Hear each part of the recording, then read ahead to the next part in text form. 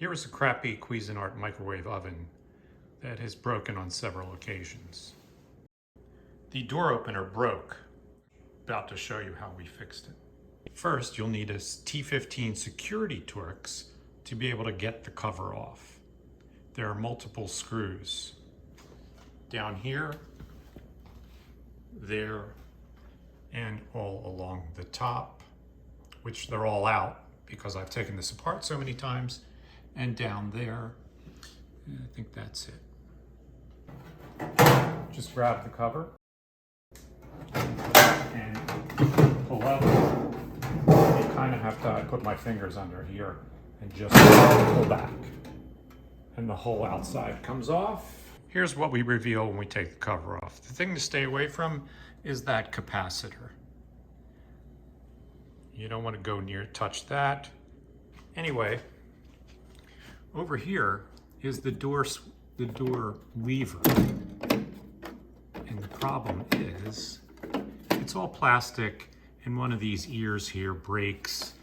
And what my girlfriend did was epoxy in a piece of wood and made a little L bracket to fix it. It's kind of involved. Not sure you'd do that.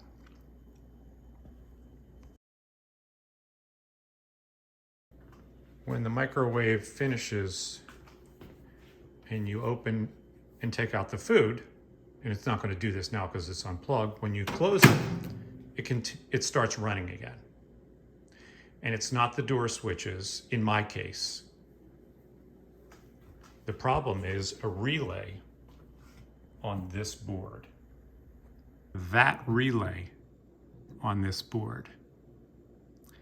And because of the way it's soldered into the board, you can't really see the number on it to order a new one. What you can do is open this up and bang on it a lot, because it gets stuck closed, probably more than that, and then it'll work for a while, and then the same issue will happen.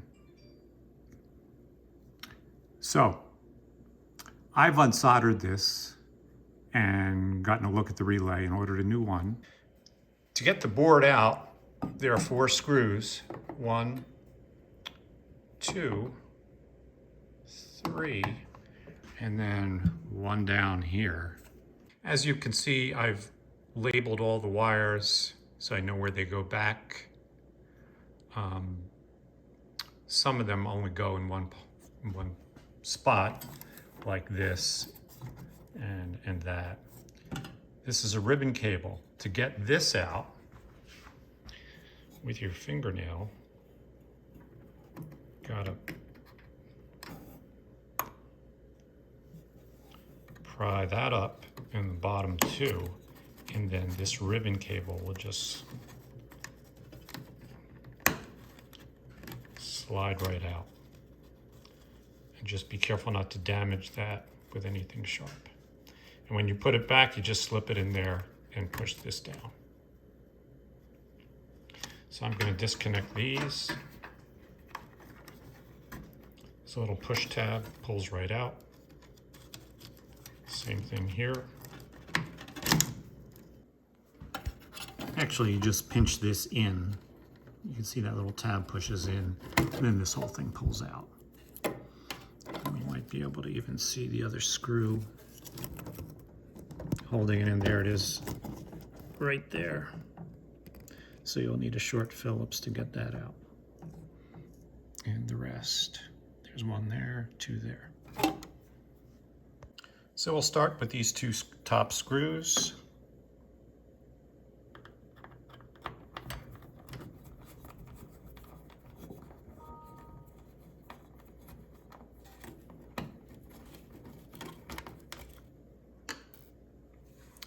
And then I'll get this one and this one. There was probably one down here. No, there's one right there. And then that one down there. But I'm going to shut the camera off to do that. So after you get the screws all out, then the board will just lift right out.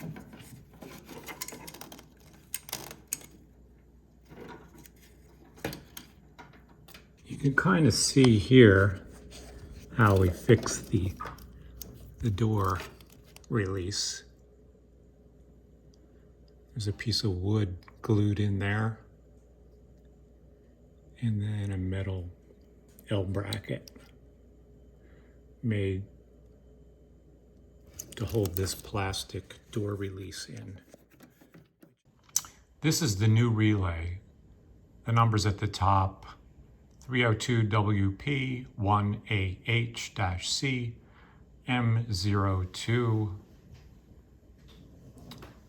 And if you know anything about electronics, this is really all you need to know to repair this.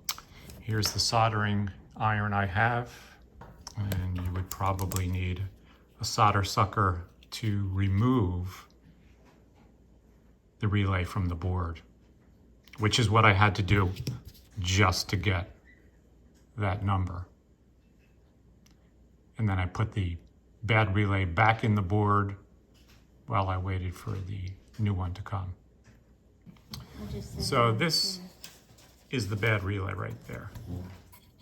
And if the microwave still runs when you close the door, and it's not the door switches, you know, if you bang on that a lot, it'll release and it'll work for a while. So I'm going to take it out right now and replace it. So that's, again, that's the relay right there. If we turn it over, here are the 4 connections. 1, 2, 3, 4. You need to heat those up with a soldering iron, suck the solder out with the solder sucker, and you'll release the old relay and then just solder the new one in.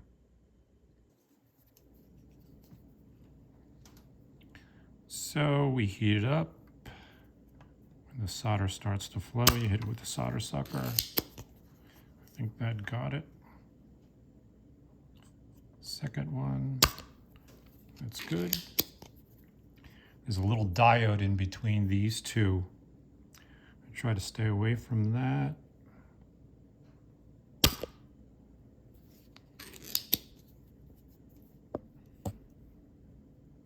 Last one.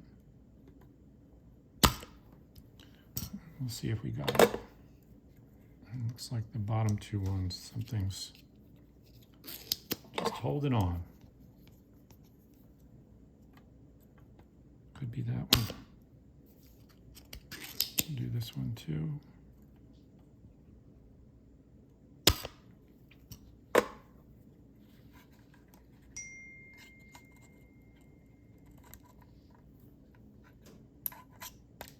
And it's out. So I'm going to place the new relay on the board. Goes right in the old holes. Turn it back over. Lay it down. And we're going to solder it back in.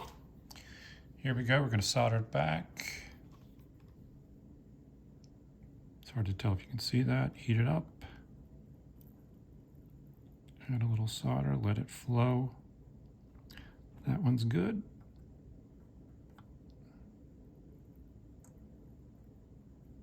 That's good. Trying to stay away from the diode on this side. I'm trying to keep my hand out of the way. It's good.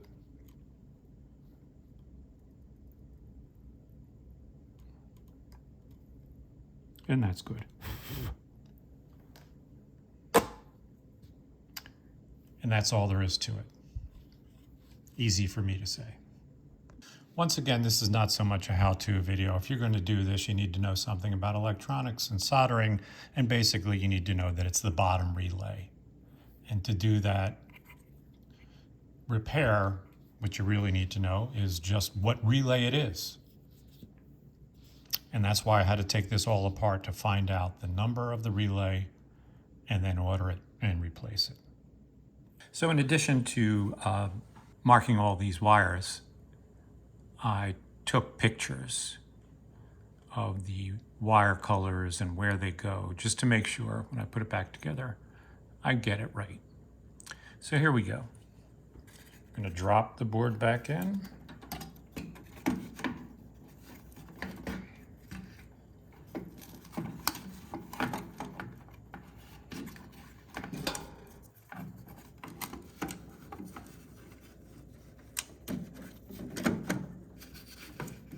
Once you get the LCD lined up, captured, it's easy to get it completely in. We'll put a couple screws in to hold it before we start attaching, connecting the wires back up. And of course, you're going to drop a screw in. So I kind of got them started by hand.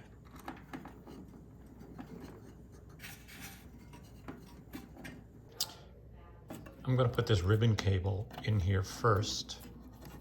It just slides right in.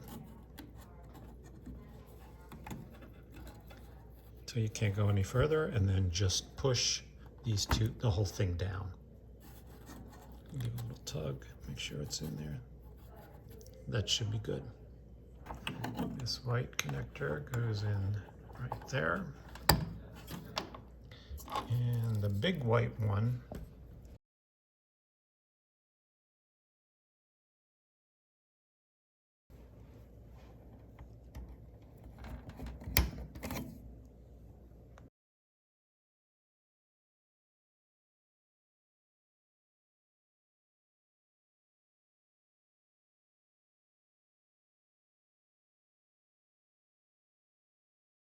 Now that you've gotten everything plugged back in, it's time to put the cover back on, which is a little bit of a pain.